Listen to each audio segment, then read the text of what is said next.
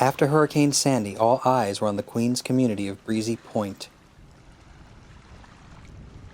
More than 100 houses were consumed in a massive fire that erupted after water made contact with the home's electrical system. Forgotten, though, was Roxbury, a community that's part of the same cooperative. It's located just a mile east of Breezy Point and 2 miles from the fire. It did not escape Sandy's wrath, winds, or water.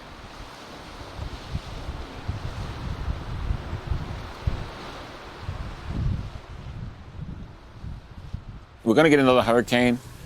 We've had hurricanes before. I mean, we've been down here all our lives. You know, we've always had hurricanes. They came. You had water in the back. You had 3 feet of water in the ball field, right? It was accepted. It came and it went, all right? But it didn't hit as many homes. Like this one, everybody got hit. You know, in certain areas you would have, you know, people got water, you know, but it wasn't like, you know, 410 homes were no good anymore.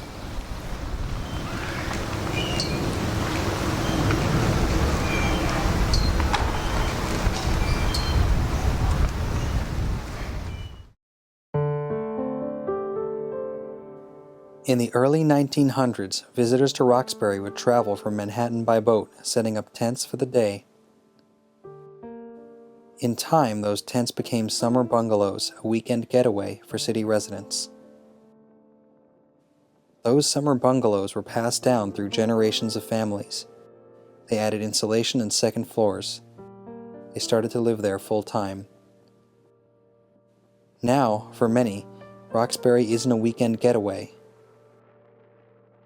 It's home.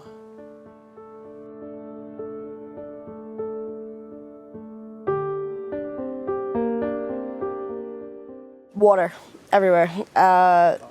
We pulled around the lot. Actually, the closest we could get, I think, was the parking lot, and we had to walk all the way through the water, about maybe like knee deep. And then I came up to the porch, saw everything that was on our porch piled in front of my door. First instinct was get inside my house, find out what's broken, what's not, what got messed up. I literally just jumped on the pile, started pulling away whatever I could. I got to the point where I couldn't do it myself anymore because it was just too heavy. I think my mom helped me out with the freezer because we had an outdoor freezer holding all the food. All the food had to be thrown out from that too. And yeah, by the time we got in the house, it was too much. I broke down the first second I stepped foot in my house. I couldn't even walk 2 feet in my house. I had to stay outside. I mean, the debris had come this way from east to west, and this was full of debris. Right? And my son was a little more accessible, so we climbed into his first, and we saw that his basement door had been shoved in, and he had 8 feet of water in his basement. Then we came over here, and we just climbed over the debris to get into the house. And when I got in the house, my first reaction was it wasn't too bad. I saw a garbage can knocked over, so I knew that something, and but there was no water left inside the house by the time we got here. But once you touched the rug, you knew it was, and then you looked at the furniture and felt the furniture, So you didn't see too much movable damage inside, but it was, it took enough. You couldn't even live here because there was no utilities. There were a couple of people that were able to get generators that, left maybe for one night. Some didn't even leave at all. They stayed, But that was a handful. I don't think there was 10 families down here, if that was that many at all. And slowly and surely, everybody started figuring out what they wanted to do. Ripping out continued for at least. Well, it's still continuing now. Some people didn't do it, but most of the biggest, ripping out continued right through December. And, the piles of junk and all that. A portion of the community still needs help, all right? A lot of people are still fighting with the insurance companies, all right? And a lot of people didn't have insurance. And they're looking to the government for help, and the government is, not really helping at all.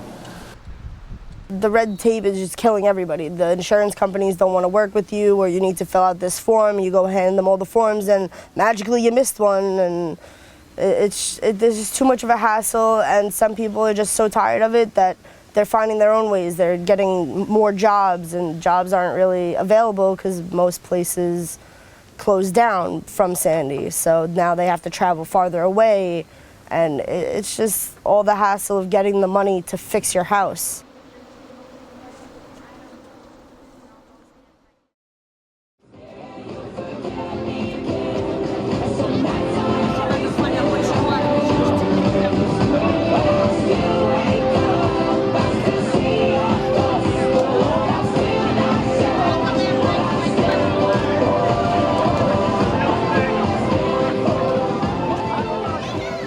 Honestly, it'll never go back to how it was, ever.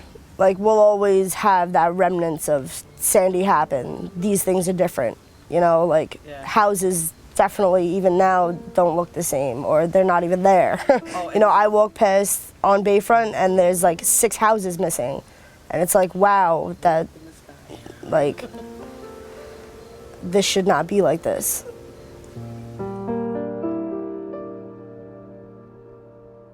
The individuals, it depends on circumstances. It really is. I mean, some people, you know, haven't done anything yet because they're afraid of another storm. And I mean, the majority of people that I've talked to, you know, said they were coming back, but if it happened again, they're gone.